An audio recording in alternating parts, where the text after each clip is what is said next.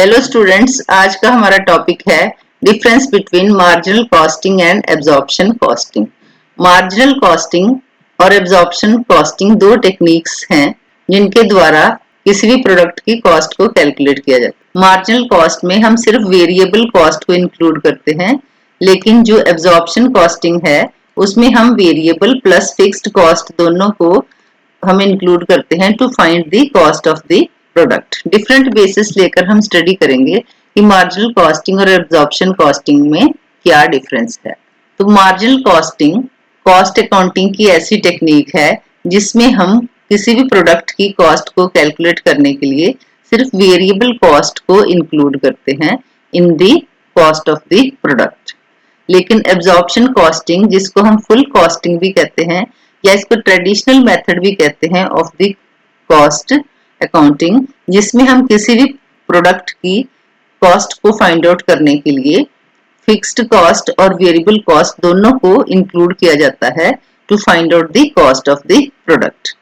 Next है cost per unit. Product की cost per unit calculate करनी है कि एक यूनिट की कॉस्ट कितनी आई। तो मार्जिनल कॉस्ट में जो with increase in production cost of one unit remains the same. वो क्यों सेम रहती है? तो जैसे जैसे हमारी प्रोडक्शन बढ़ेगी उस हिसाब से वेरिएबल कॉस्ट भी बढ़ती जाएगी, जो प्रोपोर्शन रहेगा वो सेम रहेगा, इसलिए पर यूनिट कॉस्ट सेम आएगी। लेकिन जो एब्जॉर्प्शन कॉस्टिंग है उसमें हम फिक्स्ड कॉस्ट भी इंक्लूड करते हैं और वेरिएबल कॉस्ट भी इंक्लूड करते हैं। तो इसलिए जो वेरिएबल कॉस्ट है वो तो चेंज होती जाएगी with the number of units produced. अगर प्रोडक्शन बढ़ेगी तो वेरिएबल कॉस्ट इंक्रीज होगी, अगर प्रोडक्शन कम होगी तो वेरिएबल कॉस्ट डिक्रीज होगी। इसलिए जो कॉस्ट पर यूनिट है it reduces as the production increases and increases as the production decreases।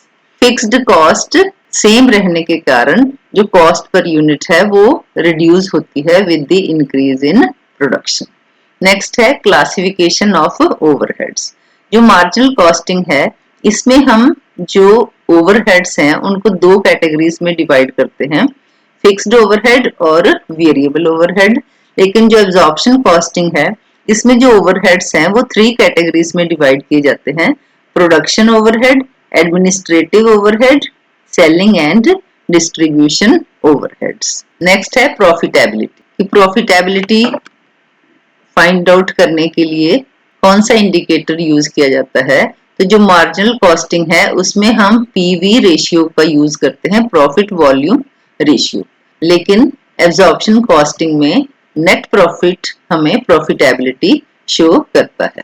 Effect of change in stock. जो ओपनिंग स्टॉक और क्लोजिंग स्टॉक का जो डिफरेंस होता है that does not have impact on the cost per unit. लेकिन absorption costing में difference between the opening and closing stock have impact on cost per unit due to the presence of fixed cost. तो students, this was the difference between marginal costing and absorption costing. Thank you.